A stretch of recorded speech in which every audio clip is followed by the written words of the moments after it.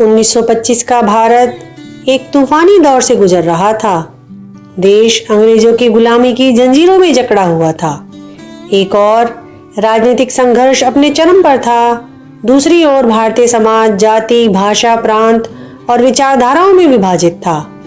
ऐसे में कोई एक संगठन जो इन सभी को जोड़ सके, जो भारत माता के लिए समर्पण की भावना से लोगों को एक सूत्र में बांध सके, उसकी सख्त आवश्यकता थी। इसी आवश्यकता को पहचानते हुए विजयदशमी के शुभ दिन 27 सितंबर 1925 को नागपुर शहर में एक साधारण लेकिन असाधारण पुरुष, एक एमबीबीएस डॉक्टर केशवराम बलिराम हेडगेवार जी ने एक विचार का बीज बोया। उनकी सोच थी कि भारत आजाद तो हो जाएगा, किंतु आजादी को जन जन तक पहुंचाना बहुत कठिन होगा। उस आजादी को हम देश के विकास की दिशा में कैसे लगा पाएंगे? उसके लिए हमें देश को संगठित करने की आवश्यकता है। उन्होंने न तो कोई लंबा भाषण दिया, न कोई घोषणा की। उन्होंने केवल एक छोटी सी शाखा शुरू की, जिसमें कुछ युवा और बच्चे नागपुर में रेशम बाग में एकत्रित होकर व्यायाम करते, खेलते और देश के विषयों पर चर्चा करते। परंतु उनके भीतर धीरे धीरे एक संस्कार रोपित हो रहा था, राष्ट्रभक्ति का, अनुशासन का और चरित्र निर्माण का। डॉक्टर हेडगेवार ने संघ को केवल एक संस्था के रूप में नहीं देखा था, वह इसे एक जीवंत विचारधारा मानते थे। उनका उद्देश्य था ऐसा समाज तैयार करना जो न केवल अंग्रेजों से लड़ सके, बल्कि स्वतंत्रता के बाद राष्ट्र को एक सूत्र में बांध सके। वे जानते थे कि राजनीतिक आजादी तब तक अधूरी है जब तक समाज सांस्कृतिक रूप से जागरूक और संगठित ना हो। संघ की शाखाओं में एक प्रार्थना होती थी जिसमें भारत माता की वंदना की जाती थी और ईश्वर से प्रार्थना की जाती थी कि हमें भारत माता को परम वैभव तक ले जाने की शक्ति प्रदान करे। वहां स्वयंसेवक खेलते थे, लेकिन खेल सिर्फ मनोरंजन नहीं था, वो अनुशासन और एकता का प्रशिक्षण था। वहां बौद्धिक चर्चाएं होती थी, लेकिन किसी एक विचारधारा को थोपने के लिए नहीं, बल्कि भारतीय संस्कृति और इतिहास की गौरव गाथा को समझने और समझाने के लिए।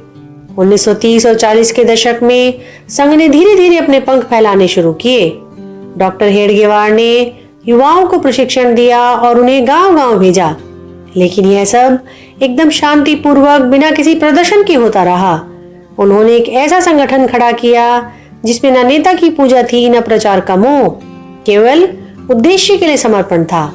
संगठन के प्रसार आदि पर होने वाले खर्च के लिए कोई चंदा आदि एकत्रित नहीं किया जाता था, बल्कि स्वयंसेवक वर्ष में एक बार गुरु दक्षिणा का कार्यक्रम कर अपनी जेब से ही राशि समर्पण कर वर्ष भर के खर्च की राशि जुटाते।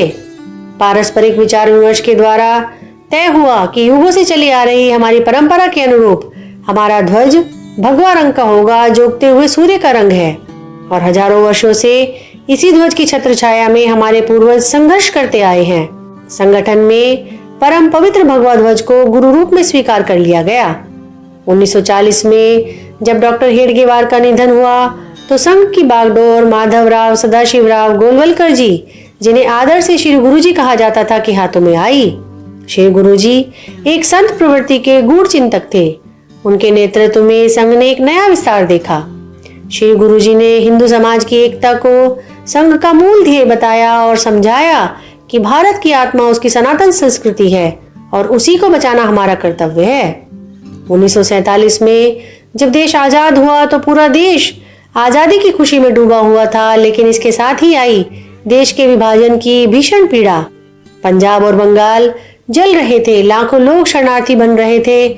उस समय सरकार की व्यवस्था चरमरा चुकी थी, लेकिन स्वयंसेवक संघ के कार्यकर्ता हर जगह राहत कार्य में जुटे थे। वे किसी से पूछते नहीं थे, बस पहुंच जाते थे। खाना, कपड़े, दवाई, सुरक्षा जो बन सके वो करते थे। लेकिन 1948 में एक ऐसी घटना हुई जिसे संघ को कटघरे में खड़ा कर दिया।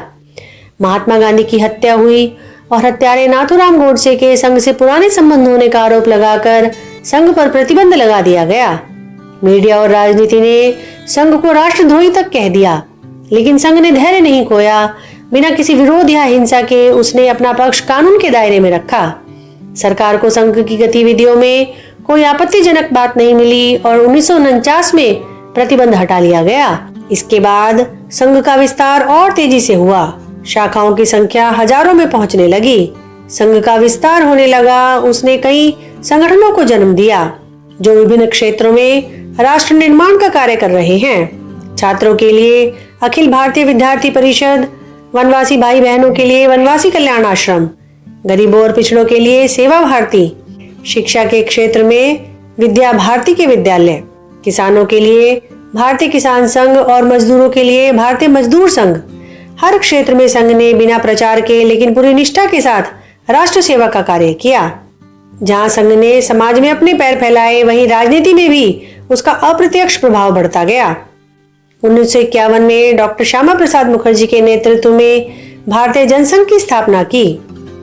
अटल बिहारी वाजपेयी और लालकृष्ण आडवाणी जैसे नेता संघ की ही देन थे।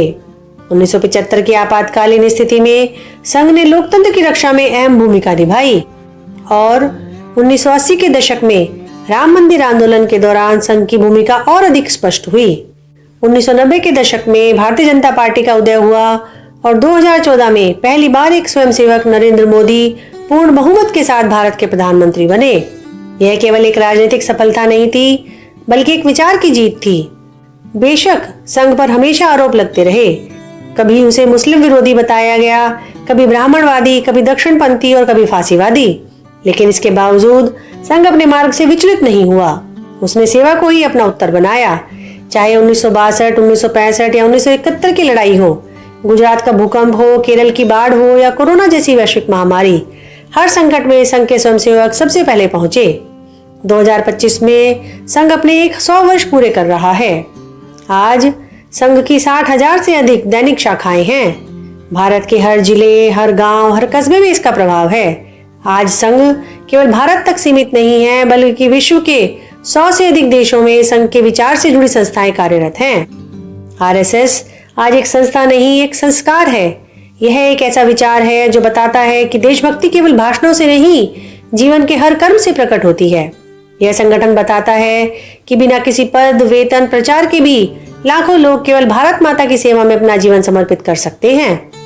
100 वर्षों में संघ ने यह सिद्ध कर दिया कि वह न केवल भारत की आत्मा को समझता है, बल्कि उसे जागृत करने में भी सक्षम है। अब अगली सदी संघ की है। जब तकनीक, ग्लोबलाइजेशन और नई चुनौतियां सामने हैं, संघ नए स्वरूप में लेकिन अपने मूल सिद्धांतों पर अडिग रहेगा, क्योंकि संघ न तो किसी व्यक्ति पर टिका है, न किसी प्रचार पर। यह टिका है भारत माता को परम वैभव पर ले जाने के अपने उद्देश्य पर, भारत माता के प्रति उस अनंत प्रेम पर जिसे कोई नहीं मिटा सकता। भारत माता की जय।